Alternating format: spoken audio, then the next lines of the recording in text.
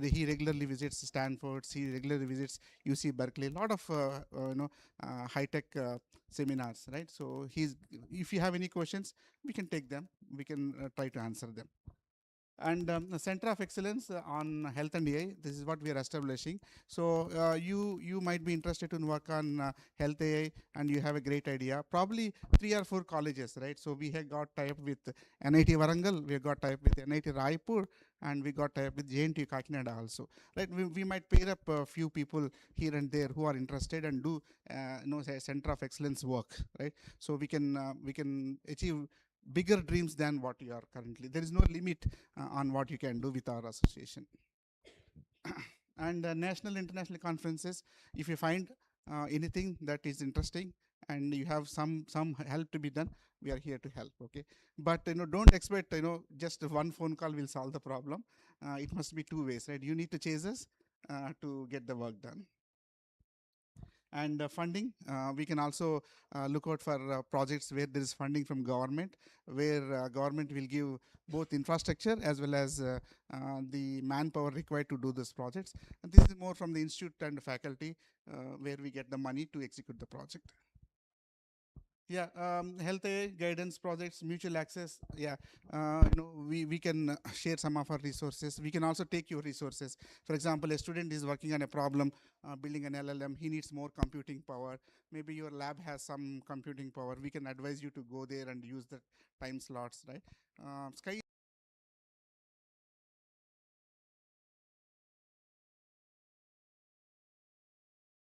knowledge enhancement and exchange. Yeah, so we are here with one topic today. Down the line, 3 months down the line, 4 months down the line, we'll work them with the management. We'll find the right time and we'll come with another topic. We'll be continuously coming, and whenever we come, probably next time, you also prepare something from your side where you can showcase to us, right? A demo or idea that you have. Yeah, those are the opportunities. Feel free to ask any questions. If not, we'll go to our next topic. One of the product that we worked, there'll be a demo. So Lohit will be running that demo. Okay, so you would also understand how things work in an industry setting, right, versus academia setting. Anything else, Deepa, you wanted to?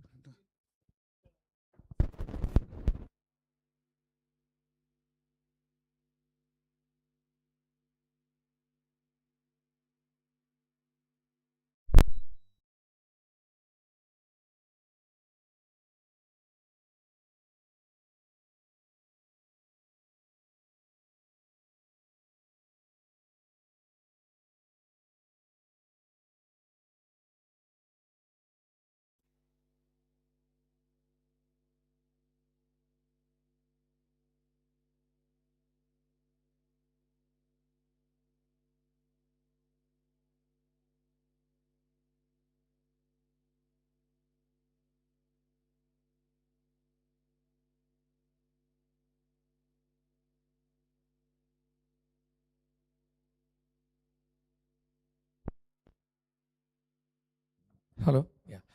So, yeah, good question. Let me try to summarize your question. You're saying this being health, right?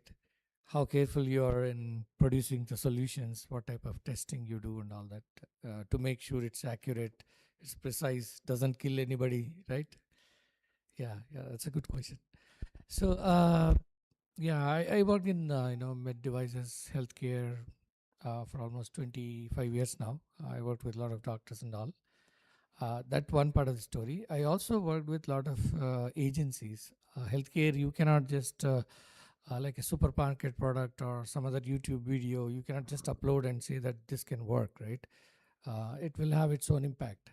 So around the world, there are many agencies. For example, have you heard about FDA, right? Federal, Drugs and Administration. So we need to submit product to them, how we developed and how we tested, and we have to prove that this is harmless. We did all types of risk analysis, and we did all types of validation. So all that we need to do before taking it to the bigger scale. We can do clinical studies type. Initially, we can take a small group of people, they can work together and all that. And also, there will be a classification in these devices. Suppose if you have either software also considered as a medical device, it's called SAMD, software as medical device, or it could be a medical device itself, like a pacemaker or a stent people put in, knee implant. Of course, all these I worked on, those are the different products. Or it could be a software, AI software, which has to give some answer. It should not tell. That's the problem right now, right? Suppose you have certain symptoms of a disease. The interesting part with medicine is engineering is little straightforward. 2 plus 3 is always 5 in engineering, right? Probably 5, 5.5. I don't know, based on what two you have. But medicine is same symptoms can be related to different diseases. Suppose when people get fever, fever could be because of infection, could be because of cancer, could be because of weakness. There could be many reasons. Fever is a response of body saying that something went wrong. It's not a disease. There is something inside that is saying that there's so. Hello. So we have to test different scenarios. So unless we do verify, validate these devices, we cannot sell all over. So there's a lot of process. For example, data is also another thing, right? We deal with a lot of data. So we have to comply with something called HIPAA. That means we have to make sure your data is kept private. It's not disclosed. So we follow HIPAA guidelines. And also there are a lot of cybersecurity related guidelines. We have to do some pen testing and all, penetration testing after all, so that nobody hacks into the software. In that case, in our case, most of our data is stored in Firebase in GCP, which with Google. Google does all the testing and we rely on them for this. So yeah, different types of testing is there at different levels. Yeah, I know long answer, but yeah. Any other questions? How are you doing, Hari? Are you ready? Oh, excellent. Any other questions before we start the next session? Yeah, let's start the next one. Yeah, go for it, Hari. You want me to log in here and same story or? Okay,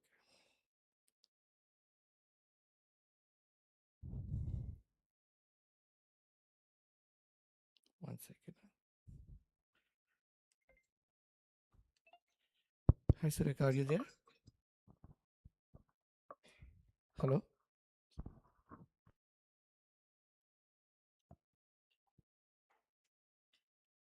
Maybe you. Hello?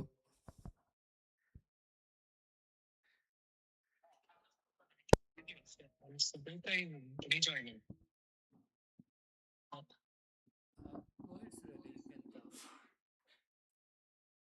Yeah, now I'm able to hear. Yeah.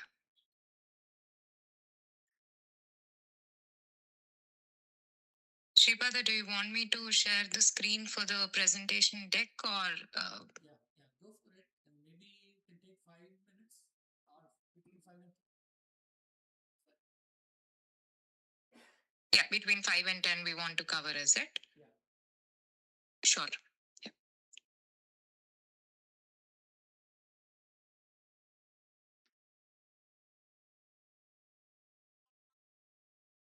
And already the introduction is done, right? Like introduction to the team and the company and all those things. Company is done, not the. Oh, okay, okay, sure. I'll just maybe quickly walk through the slide deck itself. Let me share my screen.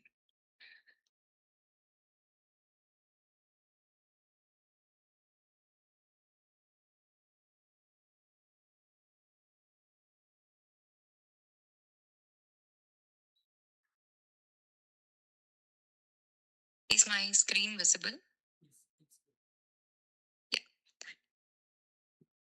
Hi everyone, good afternoon. So, as you have all known right now, like about company Zoom My Life and what we have been doing for the healthcare.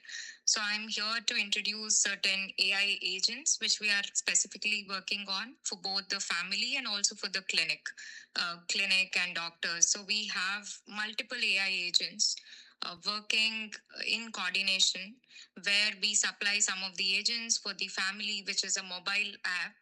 As you see here, these are some of the agents which I'm keeping here for the gynecology. And this is for the clinic where we have certain number of agents where these are used by the doctors to help them in their daily work routine, to help them to make decisions related to the patients and all. So if you see the vision, mainly vision, the focus is where we want to reduce the burnout which is caused to the physician, and also we want to have the better patient engagement with the evidence-backed care. So this is the main motto of having all these agents. And also we have multiple agents. It's not a generic agent. Each agent will focus on one job, either it be prediction or summarizing some kind of documents or any lab reports. It can be anything, summarizing. And then for clinic decision support as well, where it helps the doctors to make the decisions quicker so that they can cover more patients within a single day. And also how to plan the healthcare or the treatment plan for any particular patient. And this is how we have multiple agents so that each one of them focuses on its individual job. And for example, if we see here in family, we have one bot where as a user, we can ask any questions and there would be some FAQs which can be answered in this track cycle bot where we can interact like a health assistant with that. Let us go in depth maybe for each of the agent. So this is the entire ecosystem which we have at Zoom My Life. So where initially the families or the users would be onboarded, and then after that, we have an application given to the users or us like family where we can take care of ourselves along with our family, where we have multiple agents for the gynecology, as we are talking about the gynecology right now. And all these things are going to be stored in a central data repository with 100% privacy and security, where it would be transferred to the clinics to help the doctors to make informed decisions. And in clinic as well, we have different kinds of agent. As you can see here, these agents are specifically used by doctors or the clinics, and these are the agents which are used by us or the families.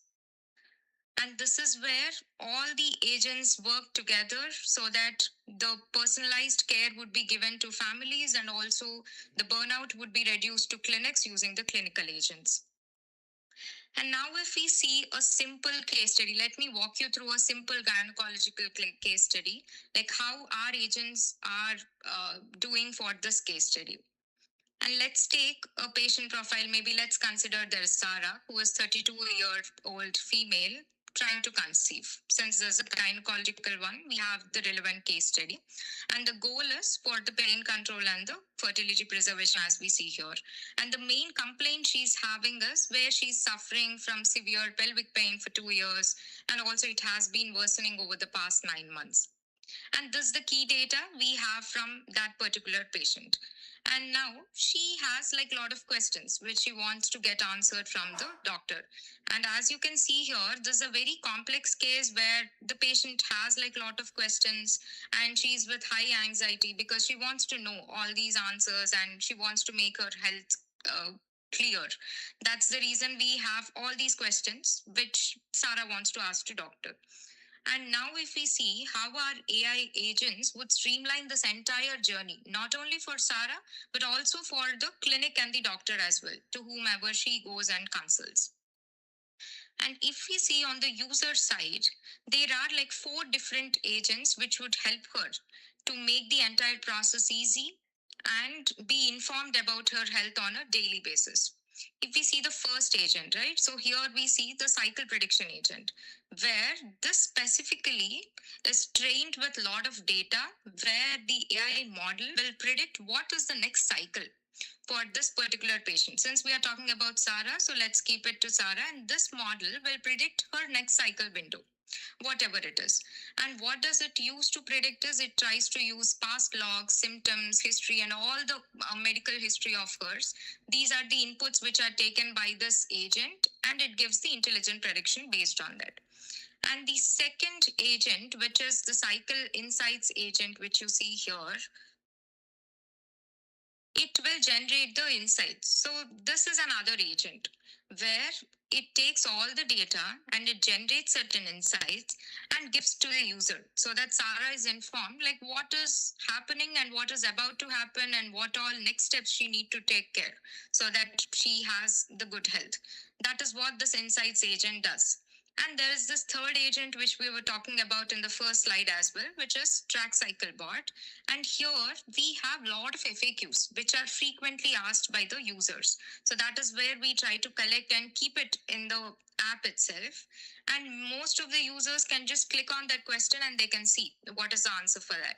But in case if they don't find any question in the FAQs and they have altogether a different question, there's also an option for the open-ended questions where we as the users can type any question, whatever we have, and it will be giving a personalized response rather than giving a generic response considering Sarah's health conditions, Sarah's symptoms, and all the data of the Sarah. It will try to give the answer to her.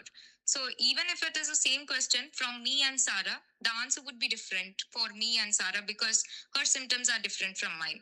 So that is what this track cycle bot does. It will try to give in a natural language, and also it will try to give the triage as well. Let's say if there is some emergency or red flag situation where she need to go to gynecologist and visit, that is where she gets it triggered from this track cycle bot and she can take care from there onwards. And after that, there is also a pre-visit form agent. What this does is, generally when we go to hospitals, right, we try to fill up the forms over there, or we try to explain everything to the doctor. Like this is what has happened and this is what is happening with me from past 2 months or 1 month. We try to explain all our symptoms, and due to that hurry we might miss out some points which we might later realize that after going to home, these are some things which I missed to tell to doctor. So instead of having all that thing over here, we have the pre-visit form where this is kind of auto-filled. So here, if you see for the Sarah example, she need not fill anything. Based on her symptoms, based on her logs, based on her health history, the agent itself will fill on behalf of Sarah, and there is an editable option for the patient. Let's say if Sarah feels some information is not correct, then she has the option to edit herself and she can add more information if required. And this is what goes to the clinic, which is to the doctor. And it reduces a lot of time for us here because we are not doing everything from scratch. The doctor already will be receiving this pre-visit summary, like all our health conditions and everything, doctor would be receiving. And after that, whenever we speak to the doctor, all the notes as well would be converted into a form of to-do action items for the clinic and also for Sarah as well, so that she need not maybe note down or remember. She can have all that conversation, whichever she has with the doctor. And there is also a clinical decision support agent, which is very important for doctors to make a decision. So this will help the doctor to make a decision based on the Sarah's condition. So this is where the time would be reduced for the doctor to look for the patients. And there is another knowledge agent, which is specifically provided to doctors, where if they want to extract some information or latest health information, latest health guidelines, they can get everything from this knowledge agent, because this agent is specifically designed to give the relevant knowledge to the doctors for them to help in making the decisions. And there is another agent which is called as task planner agent. This is also specifically made for clinics or the doctors, where the to-do action items would be there for the clinic and also for Sarah, what all she need to do. Maybe these are the medicines she need to take, or these are the labs which she need to attend for the lab test, and these are some food restrictions. All those things, this to-do action items will be generated and it will be there in the app so that Sarah can go through it and follow. And that is what is happening for this use case, whatever we have discussed for this case study, with very minimal effort from Sarah as well as from the doctors. We are having this entire loop starting from the Sarah and ending till the doctor, where all the tasks are also planned. So nothing is done with a human intervention. For all these agents are completely autonomous, but there is doctor inside the loop where doctor will be the person who takes the final decision. So these are some of the agents which I have showcased here for the gynecology. And this is where these agents will help the users to get the early detection, like how Sarah has understood her health condition using the app insights and all. And accordingly, she can visit to doctor if there is some red flag. And doctors also will be getting the summaries because they need not talk Sarah for hours and hours to understand her condition. They'll already get the summary from all this information of Sarah, like her past medical history and everything. And based on all these agents, the doctor is going to take the final decision with proper evidences. And also for follow-ups as well, there would be reminders in app, which will become very easier for clinics as well as families to handle their health. And these are some of the advantages which we have using the agents. So let's take the cycle prediction agent. So this main functionality is where it predicts the next cycle for any user. And for our use case, it predicts the next cycle for Sarah. And what is the pain point is previously she need to track it manually, right? Even though there are a lot of apps, those are not evidence-based apps. We generally get the prediction. But here we get the predictions along with the explainability, like why this prediction has been done by AI so that the user understands why is this prediction done. And similarly, the cycle insights agent, where she need not do some guesswork or type in internet that these are my symptoms, what is going to happen, and she don't know like what is the correct information she's getting from online or what is the wrong information. Even if she types in Google or Chat GPT, she doesn't understand. She need not worry about that because we here have the personalized alerts plus the evidences which we give to Sarah. And then there is another bot where they can go through either FAQs or the open-ended questions also can be asked here, where the user will be getting totally personalized response. Nothing is generic and it totally depends on the symptoms of the user.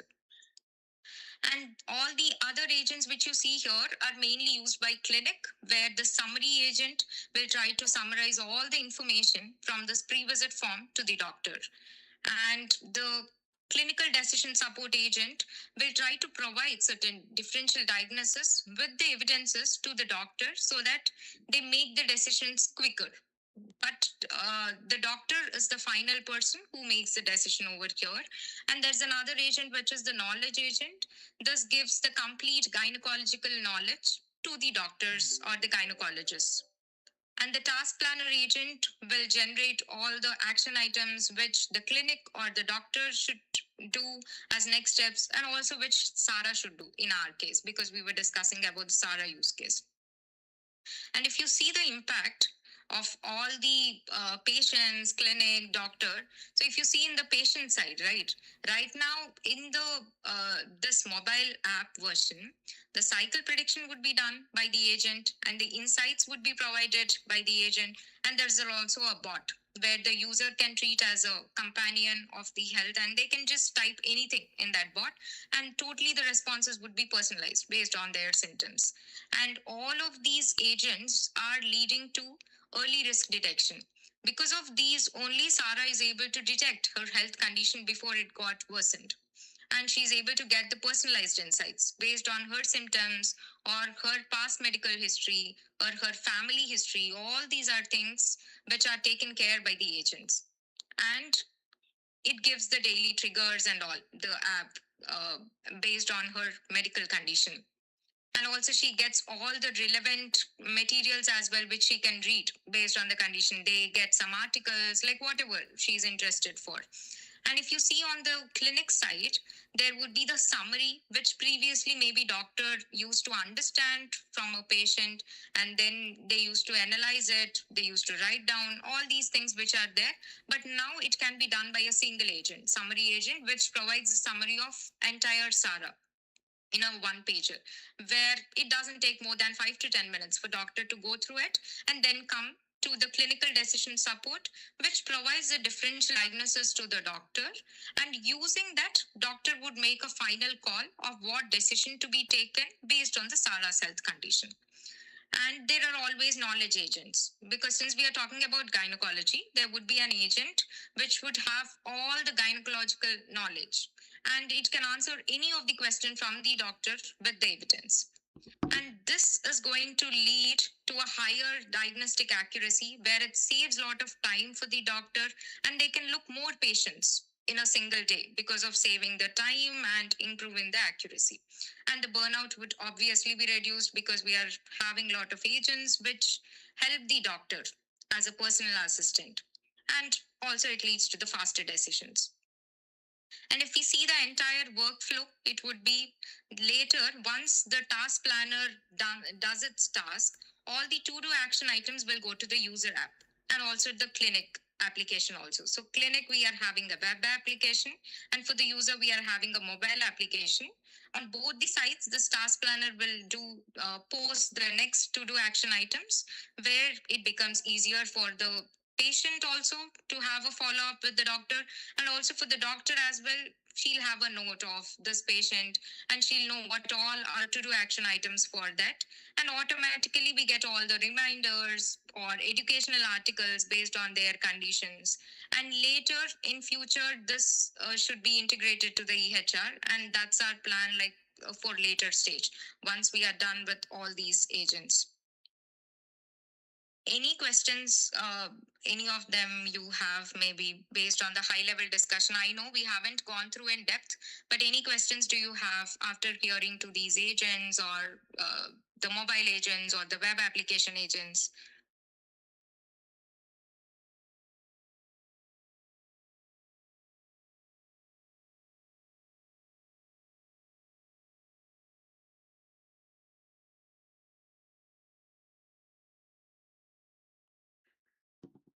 Can you keep the second slide? Sure. Any questions? Allergic to some food habits, or allergic by taking the medicines, how a AI agent or chatbot will help us? That don't know I had that issue or allergic on something. What if it gave a suggestion and I took that medicine? What are the impacts that if it reacts to that? Sureka, are you able to hear the question? It was breaking in between. Yeah, I can summarize for you. If the bot gives some medicine recommendation and all, and if the person has taken, what would be the action items for that? Is it that? Yeah, pretty much. The question is, uh, this person is say some Mrs. X. She is allergic to a medication, or she has some allergies. Does chatbot suggest some medication or something? How chatbot knows that she is allergic to the medication or she has some allergies? Is that simplified version? Yeah, go for it, Sureka. Yeah. So in that case, what happens is, as we have seen for these agents, whatever we are having in the mobile app, right? So it will take all the information, relevant information from the user. Let's let's say there are two scenarios. In one scenario, the user has already mentioned that these are the allergies which she has, and definitely we won't have that recommendation from the bot to take any of the medication, like whatever she's allergic to, because the bot doesn't give random responses like giving the medications and all those things. Always we'll have the doctor in the loop, so that we consult the doctor and then give the medication to the user. But in second scenario, let's say if the user didn't enter the allergy over there, and the doctor or the bot might have prescribed that medication, then there are certain follow-up questions which the bot is going to ask to make sure that the person is not allergic to those medications or whatever it is. So that is how the agents are confirming from the user that all the information we have before suggesting anything to the user. And also for this medication part and any action items, would not be told by AI agents, but only be coming from the doctors.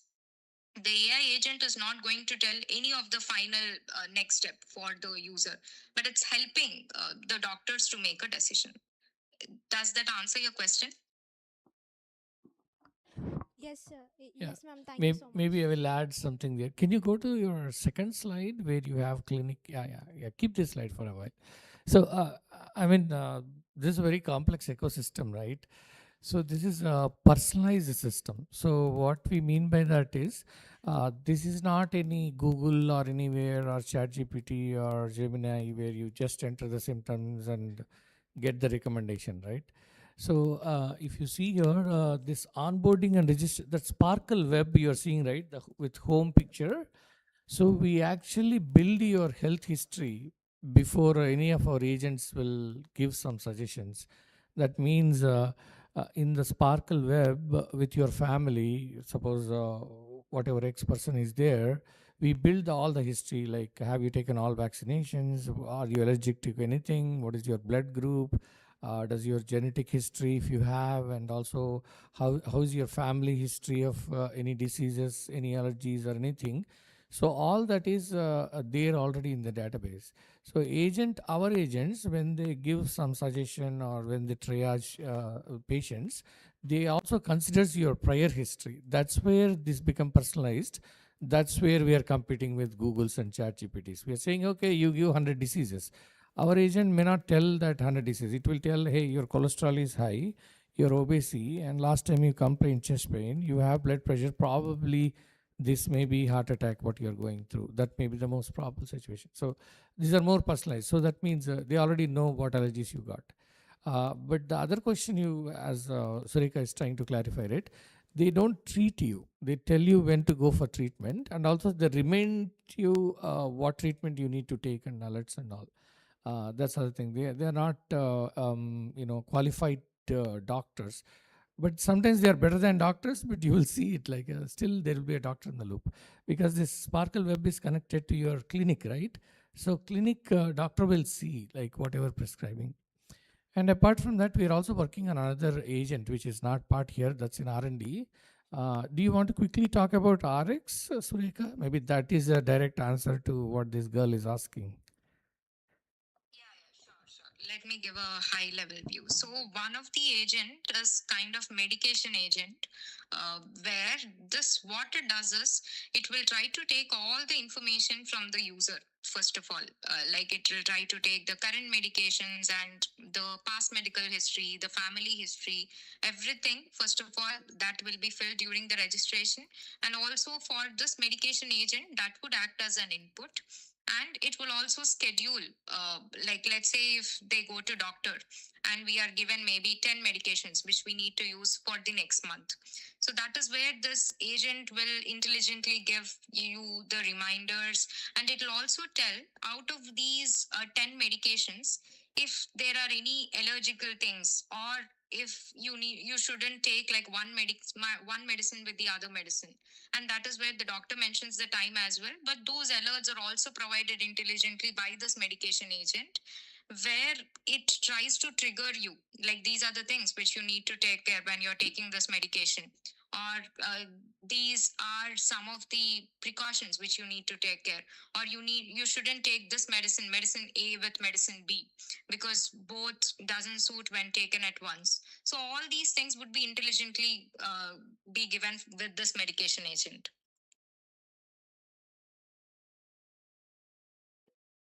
Long answer, but yeah, a lot of medicines there is. That was insight. Very good insight, sir. Thank you so much for clarifying that answer. Thank you, ma'am. Thank you so much.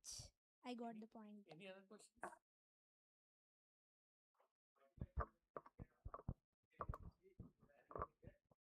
What are the sectors? Oh, yeah.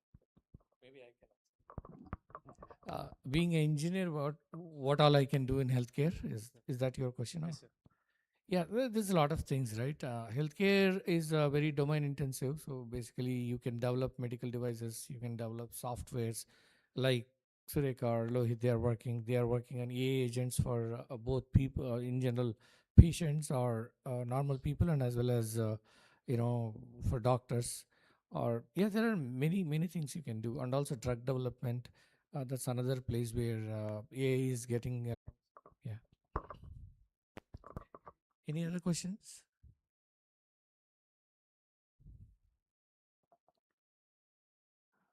Okay. Looks like we are good. Thank you, Sureka. Maybe we'll hand over to Lohit now. Sure, yeah. Yeah, thank you. Now, Lohit would be presenting the symptom checker agent, where he would walk through the symptom checker functionalities and what we are building in the symptom checker agent. Yeah. Thanks, everyone.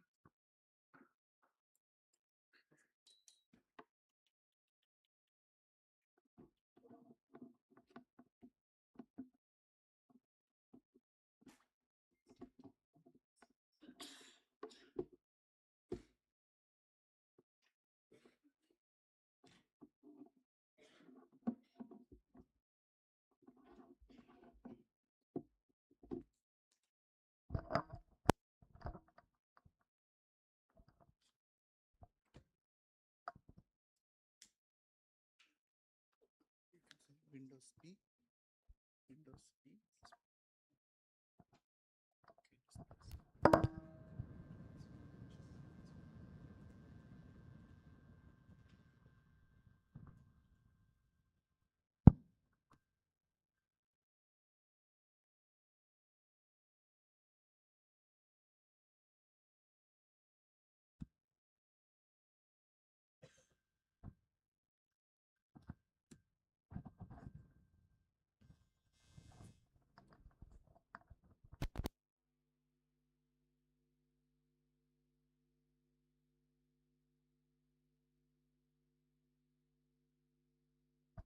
So hi, this is Lohit.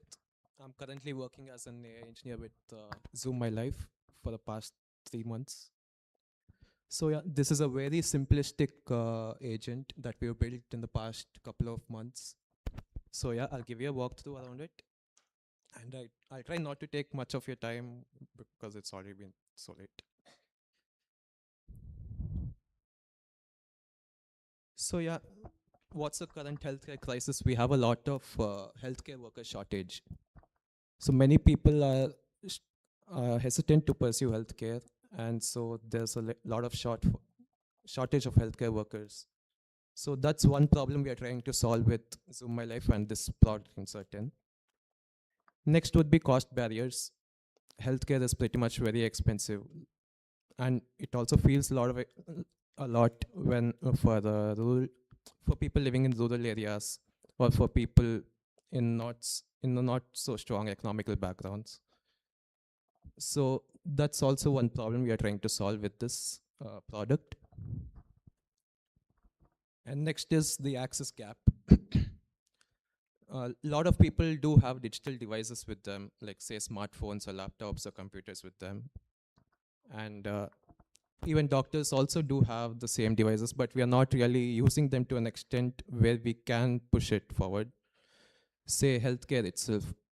Our hospitals mainly still run on pen and paper procedures where you have to physically go to a doctor, you have to and explain the doctor some symptoms, and he gives a prescription on pen and paper.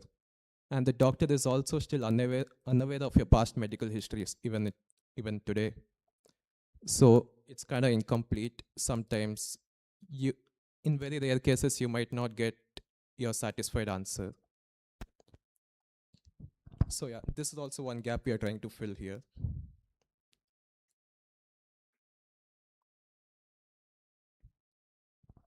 So yeah, the problem is immediate access and early detection. By having such a software with you all the time, like usually you all do have smartphones with you 24/7. You probably sleep with them too. So by having such a device with you, you can think of it as having a 24/7 access to a doctor in your pocket. Next would be cost barrier removals. By using other free or cheaper alternatives, you can get some sort of solution done or some kind of alarms or detections. Next is early detection.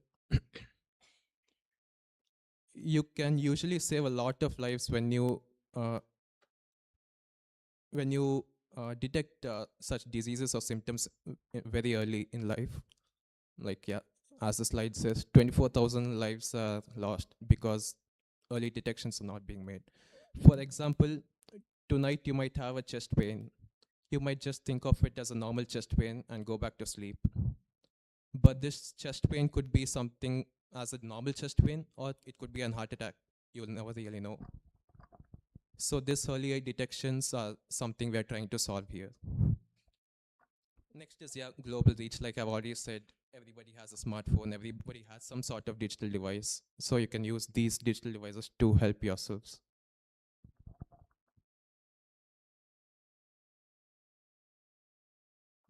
So yeah, behind the product,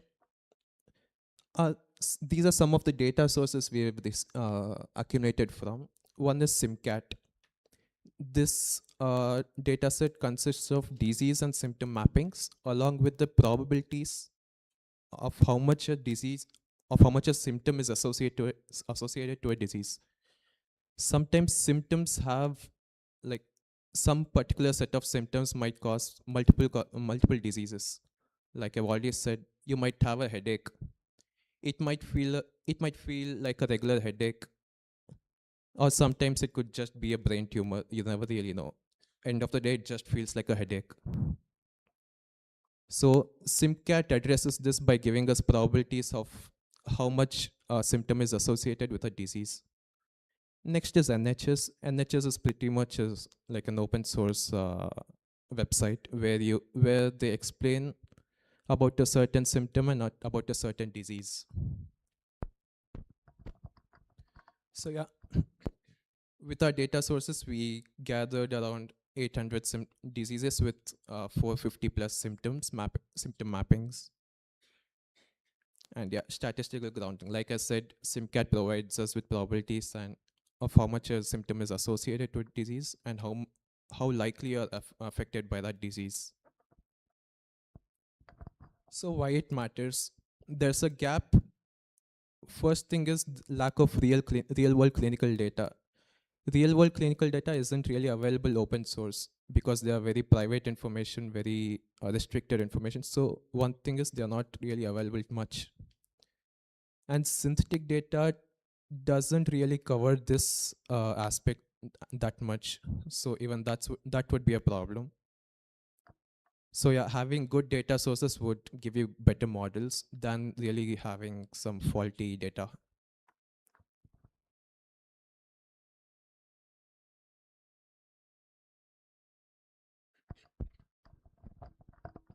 Yeah, one thing would be one problem would be how a user describes his symptoms. You might go to a doctor, you might just say that my chest pains. But again, this could be multiple sorts of chest pain, either your higher chest, lower at the lower end, or sides, etc. The user sometimes would not know how to describe his symptoms at all. He just knows that it's a back pain, not which area, etc. Stuff like that. And when you interact with such digital devices with lot of medical jargon, the devices also will not understand what you're trying to say. So yeah, our NLP pipeline solves that problem by doing semantic extraction. You are free to describe your diseases however you want. You can say my head aches or my back pains, my leg pains, etc. The device will try to understand what kind of symptoms you're going through right now. Next is cosine similarity. You might have already learned about this. We try to closely match the symptoms and the user described symptoms here. Next is anatomical filtering. We try to reduce hallucinations. We try to restrict symptoms to their respective body systems. Say, suppose you're saying, I have a headache. We try to restrict the rest of the symptoms and the disease to just the upper body or the head. Next is contextual understanding. You can say that I have some sort of pain, but you cannot say how bad the pain really is, or how long this pain has been, like stuff like that. So there's some amount of contextual understanding behind these agents.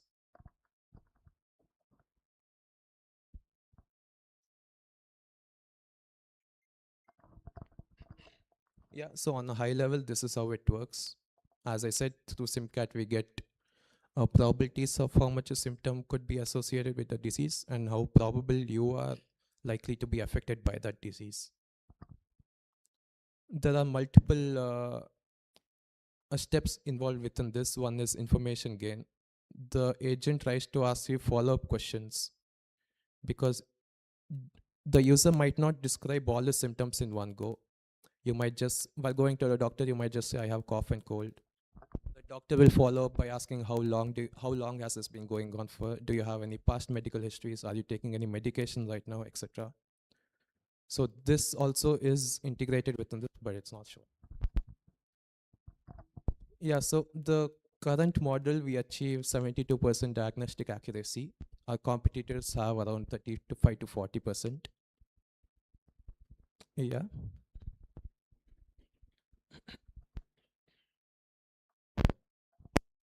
Yeah, as I was saying, follow-up questions. We try to frame questions and in such a way that we get the most information out of it, so that the number of questions we try to ask also reduces. The time saved is also much.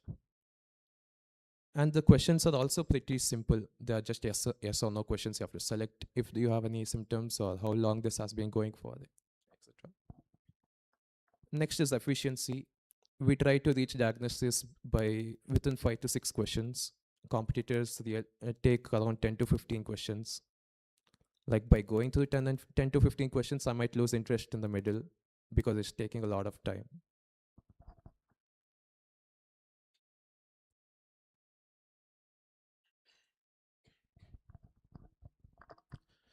Yeah, next, you might think what would happen if the symptoms or the diseases are too severe. Say like chest pain. We just cannot sit quietly when the user says he has a chest pain or he has shortness of breath, etc. So we try to flag these symptoms by asking the user to visit the nearest hospital as soon as possible, or stuff like that. These are the pretty much called triaging systems, where we try to classify symptoms and diseases into different levels of emergencies. So stuff like heart pain, shortness of breath, they all lie within the highest levels of emergency. So we try to ask the user to visit the nearest doctor. Next, as I've already said, anatomical consistency. Filter, we usually use this so that we have reduced hallucinations with these agents. So what we do with this is we try to isolate different symptoms. Say suppose your first symptom given is headache. We try to remove filters, symptoms such as foot fracture or some say back pain, etc. And we try to isolate the body system affected to the upper body when you say headache. Yeah, confidence thresholds, you might already know about known about this. Having higher confidence thresholds, we try to restrict the predictions to the higher aspects, higher confidence level. Yeah, validations. We generally validate all our data sets or models with certified professionals, say doctors or someone. So this is being done pretty regularly.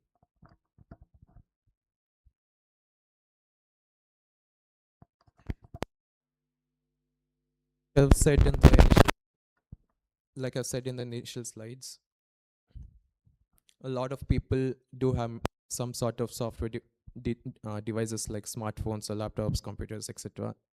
We can use them to bridge the gap between doctors and patients.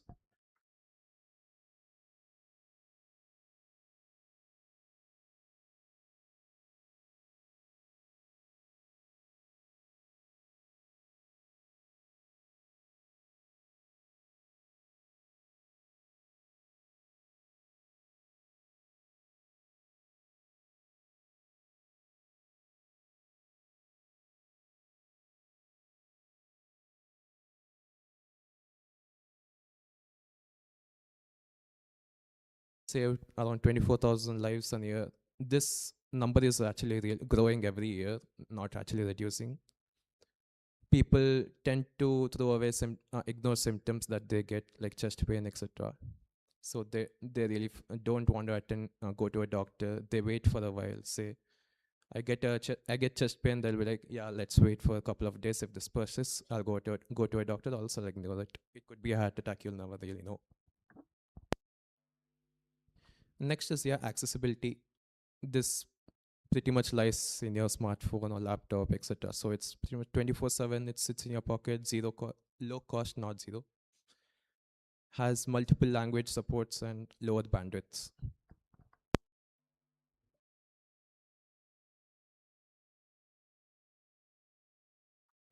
So yeah, this is the future enhancements that we'll be making, or other competitors will also try to make. One is wearable integrations. Like these days, many people wear smartwatches or smart rings that you get, etc.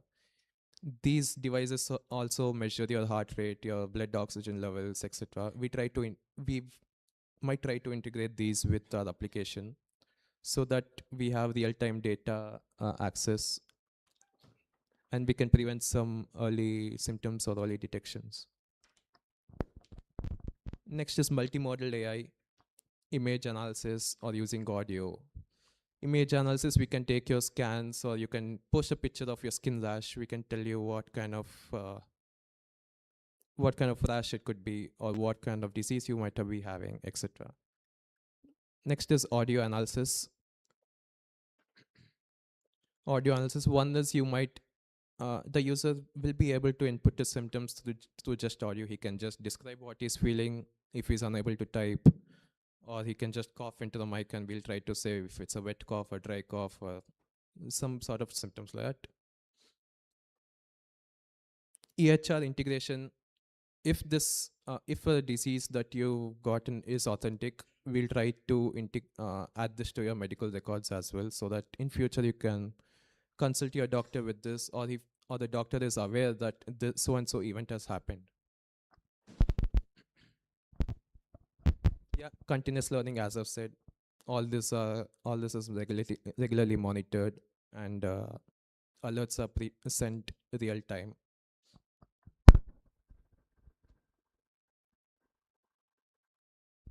Yeah, this is where our competitor lies. The industry average is at about 37%, usually to 35 to 40% it is. Clunky menus. User might not be able to describe his own symptoms like the way he wants to describe.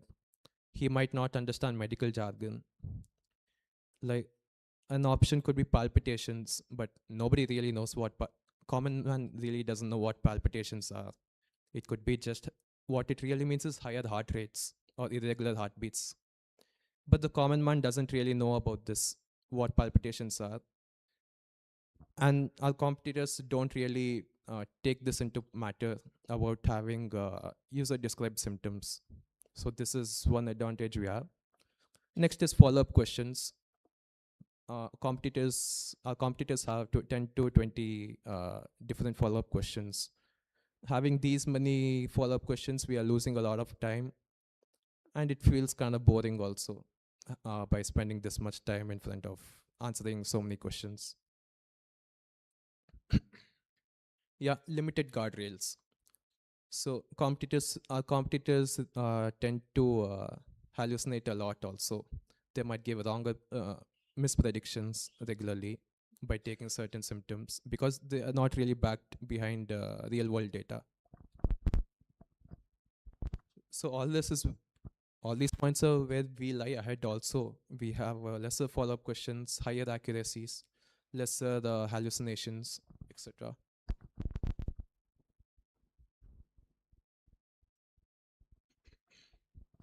Yeah, one thing by having such a software in such a sensitive field would be regulances and compliances. We follow HIPAA and DISHA compliances. These are usually compliances set in place so that the user's data is not being misused. Users' private information is not being misused. And these are also some of the main reasons why real world data is not available to the real world in open source.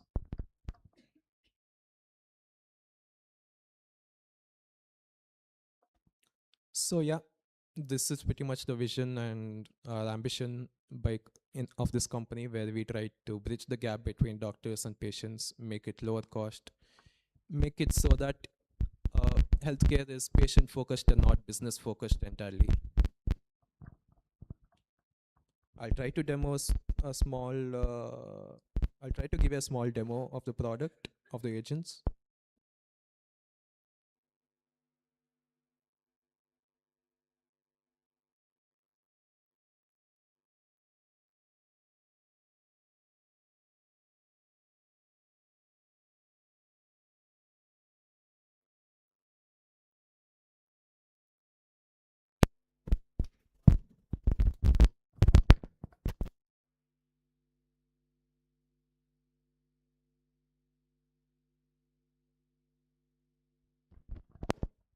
So yeah, this is a simple Streamlit platform I've deployed it on because the main website is currently still in development. So yeah, as I've said, I can enter symptoms like I want to say I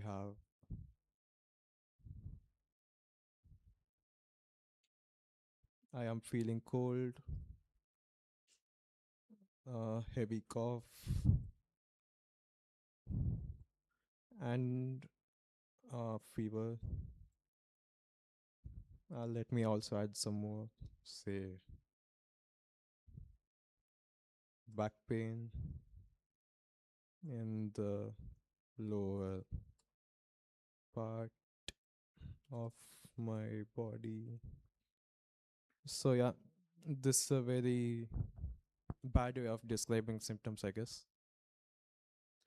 Or if you also want to, you can select some options from the menu. These are the most frequently used symptoms.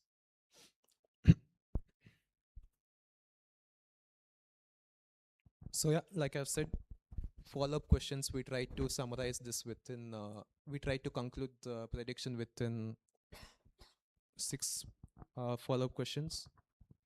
And also the questions asked maximize on information gain. Let's say also have shortness of breath. Submit. Sore throat diseases, headache, none. Let me say sore throat. If none of them match, I can just skip the question by pressing just submit. Say just submit. Yeah, there's a good probability that I have common cold. And at the lower end, I might have pneumonia or plague, etc. So any doubts? Anybody who also wants to try this? Someone can come forward, try this, enter your own symptoms.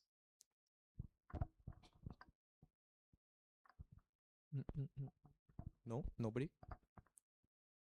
Huh? I'll call Hari to enter the symptoms. You wanted to try?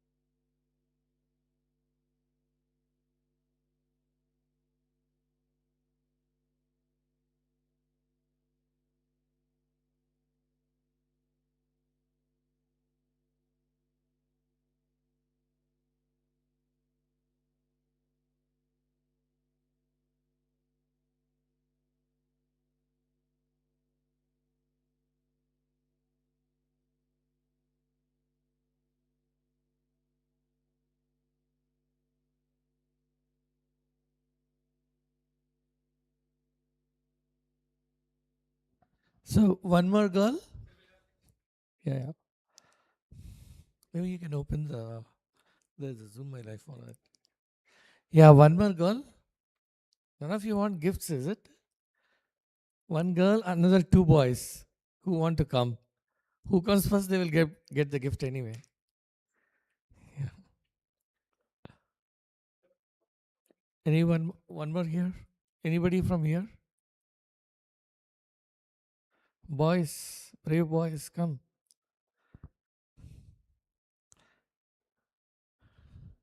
One more girl, like who want to come?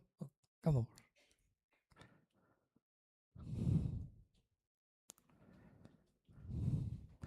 Yeah, maybe you can also introduce your names.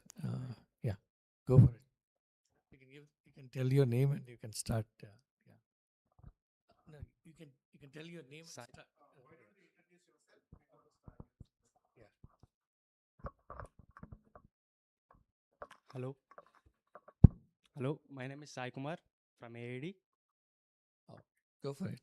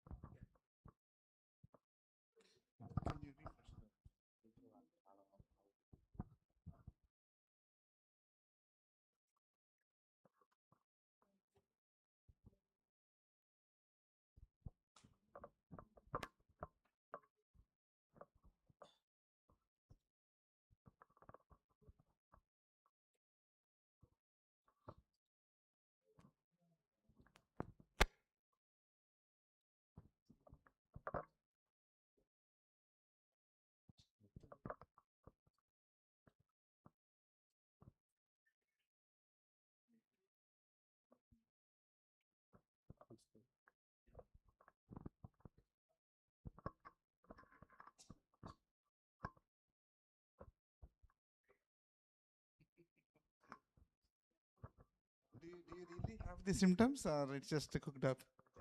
Huh? No, sir. I don't have any trouble.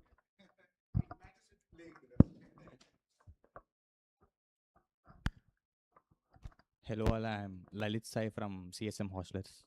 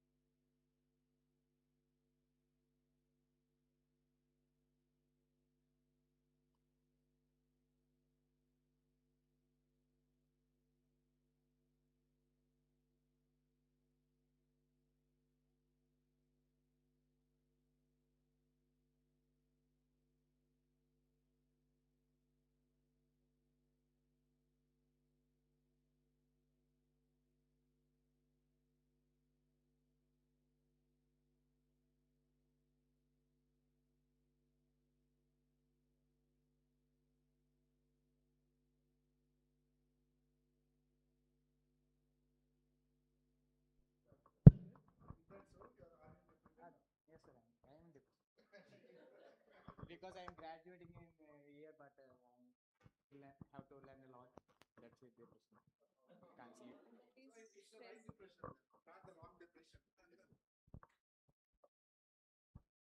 I am Pravalika from CSM branch.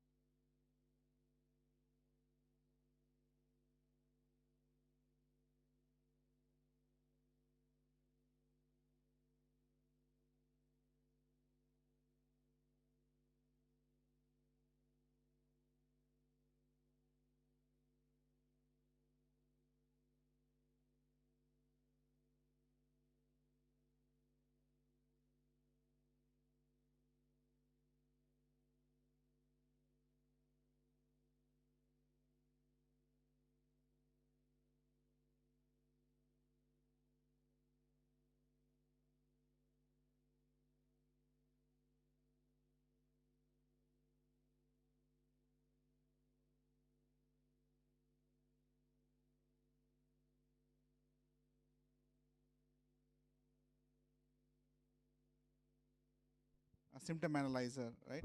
You might have seen sometimes it didn't work, right? So those are the things, as part of the internship, people would work. They'll make the tools robust, and also they'll enhance.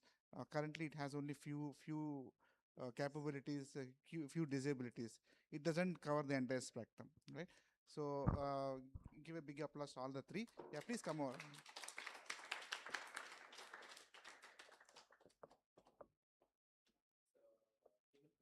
Yeah, please. Because you are helping Lohit to make his product stable. He has some gifts for you guys.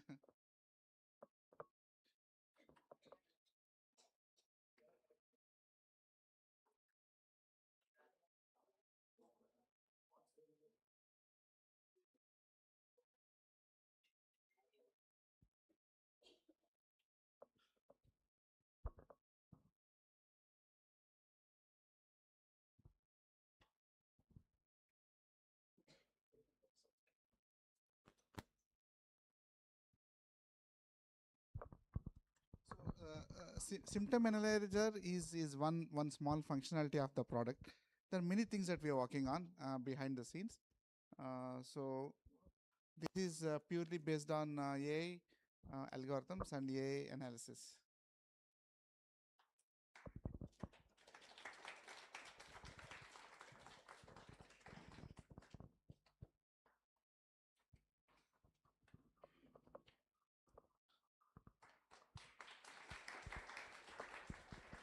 So we want to take care of your depression. Do you want to join us? Huh? Huh? You have tried. No, you have tried or you didn't try? No, I said I'll take care of your depression.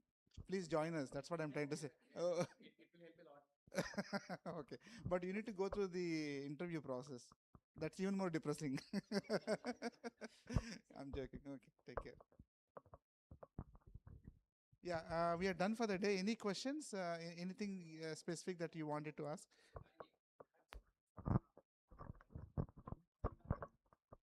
So hello sir, hi. This is Karthik from third year.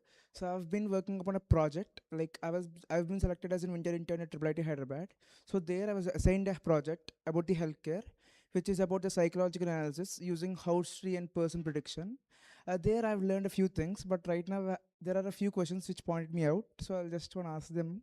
So how do you mathematically combine the Bayesian model with casual DAG? Are they sequentially or fully implemented? They're all very sequentially implemented, and we really approach it with very simplistic approaches. We don't really combine both of them. One, we just, as I've said, data is backed on SimCat, which has probabilistic backing. And another thing is, yeah, we use these probabilities itself to calculate the Bayesian probabilities, etc., so that we know how likely a symptom is associated to a disease and how likely a patient is also, how likely is supposed he has the disease, same disease. And then, yeah, DAGs, we usually use it to restrict some causes and diseases. Say, diseases act sequentially, like you can say disease A causes disease B causes disease C, etc. So we try to restrict this into one group, and there is where we usually use DAGs, not combined, but just sequentially. Thank you, sir. But when we use a model, like when we train and use a model, we used to have a short context window where the model will perfectly give us a precise answer. But what happens if we go over the context? Like, is there any RAG model behind to support that, or will AI automatically hallucinate? Because you said that you have a cosine value of 0.75. So yeah, one thing is, yeah, these shorter context windows, when you pass these, they will start to hallucinate because they tend to skip over a lot of information. How models do this is they tend to summarize information, store it with themselves, and act on it again. During this summarization, they tend to skip on topics. That is one issue. How we manage to do this is we try to store the context of this ongoing conversation in our own this thing, instead of relying on the LLM's inbuilt this thing storage. That is where we keep in mind. One more thing is, using higher context windows would be helpful. These days, they pretty much lie on the same price scales also. So we tend to use those itself, higher context windows. One is next to storing all this and be giving it to the model so that it can access it in terms of RAG, like RAG itself, direct access. I'm sorry, I have two more questions. I'm so curious for that. So coming to future enhancements, you said that you're going to use a multimodal, like a multimodal technique which, to solve a query issue. But when you use a multimodal regression, you're going to have a higher API cost. Like, yes, higher API cost, and we need to have more checkpoints, like more endpoints to make it secure. And coming to the other thing, we in our college have our own startup which is called Meteocure. We have submitted that in AI Fusion, Kakinada, and we have got a few like funding for it. Right now, we struggle with a technical, like biggest technical issue, that how could we give it a reach to rural people? Like there are many rural people who don't have a proper data, like they have messy data, they don't know what is what. So how could we give them a proper information without English? Like even right now, the prototype is showing us new words like plague and etc. Even we don't understand that. Like how do we give them a chance to understand that? So yeah, this medical jargon, the next iteration of development is not summarizing, describing what these symptoms and diseases are. The user will be able to click on the disease. He will be able to see what the disease actually means in layman terms. That is one part. How we usually go through rural areas, one is mainly through marketing and word of mouth. And yeah, that's mainly where we sit in. Yeah, multimodal AI do have higher API costs, higher running costs, etc. One is you can directly use what the model provider gives through API. So one, you can try to run it in your own, try to run it locally. It could be, it will be heavy. That's one thing. That's why we tend to go to APIs, right? At this point, that's what we'll be paying for higher costs. And one more is using heavier models. You don't need a trillion parameter model for simple tasks also. So you can tone down the model, so stuff like that you can enhance. You might not need GPT 5.2 APIs for simple summarizing, etc. Stuff like that. We'll have to tone down the model size. That is one thing. Try to run it in a local instance locally. That might be difficult because models are very heavy these days. Thank you. Yeah. Yeah. I want all of you to scan this code and follow our webpage in LinkedIn. If you already done, great. If not, please do it. The reason is we'll share these slides to you guys, right? Please. Yeah, let us know if you're in the middle, if you're on the, maybe Hari, you want to come this side? That might help. Yeah. Yeah, just to answer some of your questions, thanks for bringing that to those technical questions. In healthcare, the cost, especially the API call cost, are, that's really high, right? When you hit LLM a lot of times. We also got some credits from OpenAI, but later we are using our Llama and we're trying to build our own LLM or SLM, right? So our application, like you don't want to build healthcare applications where patient is analyzing the disease, right? It's really tough because the medicine is not developed that much. You want to have a human in the loop, in this case, doctor. So it's not that you upload your report, you upload your image analysis and tell me what's happening, prescribe me medicine. That could be dangerous. But what this application has to do is it has to alert if something is seriously wrong, you need to visit the doctor immediately. But your information, doctor will analyze, and then that's where you don't want to build multi-models. It's expensive is one. Second thing is you don't want to give such tools to the general public because they are not qualified to judge themselves. That's where doctors are struggling because you got some symptom, you give it in the Google, and then it gives all 10 diseases in the world. It will say tomorrow you will die, but all of that may not be applicable to. Even our symptom checker, whatever you're seeing, the first very basic version, it is saying somebody got plague, but he doesn't have the plague, right? That's where in our symptom checker we are also adding the personalized information so that it maps to the personal thing. So you don't need to build a complex multi-model system which hits the API 1,000 times a day, and your company will be broke tomorrow, because that happened with a lot of startups who just uses foundational models as their backend, and next day they see the big bill from OpenAI or somebody, and they have to close the shop, which is not worth. Yeah. So any healthcare you want to have the doctor in the loop, because it's a lot of inference science. Not even books doesn't tell what it is. So there is some art is there. Yeah. Any other questions, thoughts? All of you are good with the QR code? Yeah, just follow us, post anything you have, message us, yeah, anything you want to do, like, yeah. I think we are good. Uh,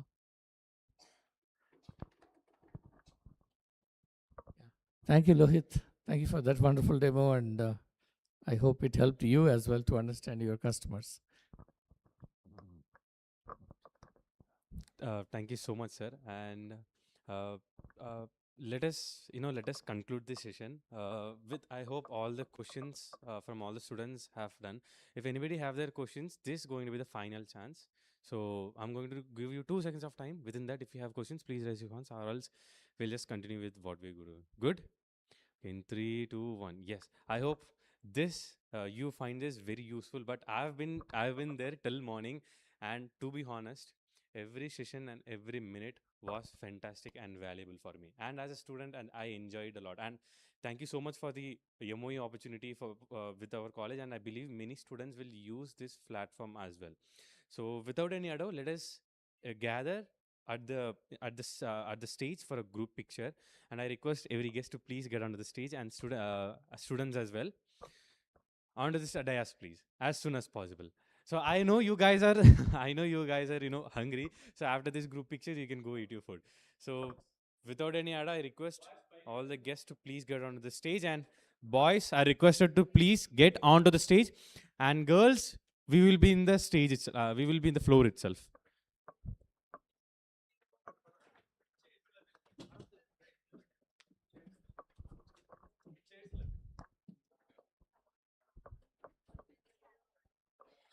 Boys are requested to please gather on the stage. Remaining girls will be on the floor itself.